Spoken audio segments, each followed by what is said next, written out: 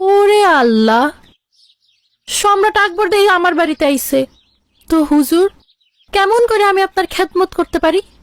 যা, এরকম তেরা তেরা কথা কস। আমি চিন্তা করে দেখলাম কি, তুই আসলে আমার আপনজন, আমার কাছের মানুষ তুই। অনেক চিন্তা করছস। কেল্লিগা?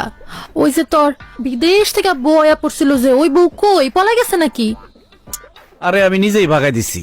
কি কয় না কয়, ইংলিশ কয়, কিছুই বুঝি না। চোখের ভাষা দিয়ে আর কয়দিন চলে ক? হ্যাঁ, আমি ঠিকই বুঝছি। মেম সাহেব ভাগছে আর দৌড় দিয়ে আমার কাছে আয়া পড়ছস না, কিন্তু কোনো লাভ নাই। আমার রমিজের লগে বিয়া ঠিক হয়ে গেছে। বিশাল সম্পত্তির মালিক, কি বড় লোক। তুই এক কাম করিস, আমার বিয়ার পর আমার শ্বশুর বাড়িতে যদি কামলা লাগে তোরে কমনে তুই আহিস। কি করি লালি এটা? আমার চোখের সামনে তুই আরেকজনের হাত ধরে চলে যাবি? এটা কি আমি সহ্য করতে পারো? তার মধ্যে আবার তোর শ্বশুর বাড়িতে আমার কাম করার লেগে তুই দাও দিতেছস। এত নিষ্ঠুর হইস না। হে ফকিন্নি, তুই কি মনে করছস তোর কাছে আমি প্রেম ভিক্ষা করতে আসছি? এই দেখ, আমার বউ ফোন দিছে, আমার কয়দিন না দেখতে পারে পাগল হয়ে গেছে। হ্যাঁ, যা সামনে থেকে। তোর দেখলেই তো মেজাজ খারাপ লাগে। হ্যাঁ, রমিজ রমিজ ফকিন্নি তোর সারা জীবন কামলা দিয়ে খাটাইবো দেখগা। হ্যালো হ্যালো আকবর, কুসুমপুর থেকে আসার পরে বাবা স্ট্রোক করে। বাবা আর নেই, ঢাকায় আমার আপন বলতে কেউ নেই। তুমি চলে আসো, তুমি আজই চলে আসো, এখানে আজই চলে আসো। আমার খুব একা। আচ্ছা ঠিক আছে, আমি আইতেছি।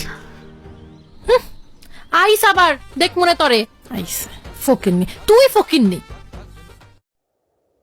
ম্যাডাম, আপনি কোনো কিছু নিয়ে ভাববেন না। আমরা যত তাড়াতাড়ি পারি ব্যাংক থেকে আপনার ফুল পাওয়ার অফ অ্যাটর্নিটা নিয়ে দেওয়ার ব্যবস্থা করছি।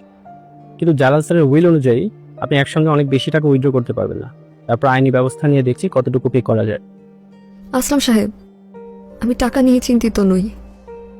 বাবাই যেহেতু নেই এখন, আর টাকা দিয়ে কি হবে? আপনি কোনো দুশ্চিন্তা করবেন না। আপনার যখন প্রয়োজন হবে আপনি আমাকে জানাবেন। আপনার বাবা আমার বাবার বন্ধু ছিলেন। আমি যত কাজ আছে খুব প্রপারলি করে দেওয়ার ব্যবস্থা করব।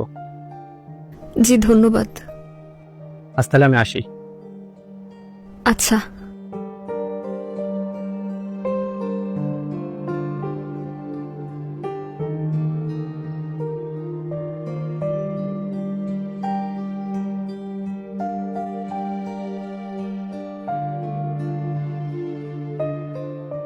রিয়ানা, আকবর তুমি আসছো? আমার তো সব শেষ, বাবা তো আর নেই। আরে কিছুই শেষ হয় নাই, আমি চলে আসছি না, সব ঠিক হয়ে যাবে। তুমি একটু আমার বাবার মতো করে কথা বলবে, আমার নাম ধরে ডাকবে। রিয়ানা, কাঁদিস না মা। প্রমিস করো তুমি আমাকে কখনো ছেড়ে যাবা না। আমি আসছি না, আমি আর কোথাও যাবো না। তুমি এত কান্নাকাটি করো না, শরীর খারাপ করব। চলো তোমাকে তোমার রুম দেখাই। ঠিক আছে।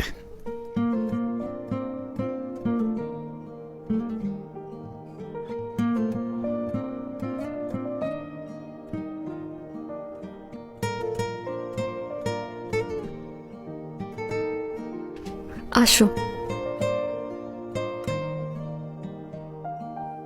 এখানে তোমার কোনো আত্মীয় স্বজন নাই? যারা আছে সবাই বিদেশে। জানো আকবর, আমার এখানে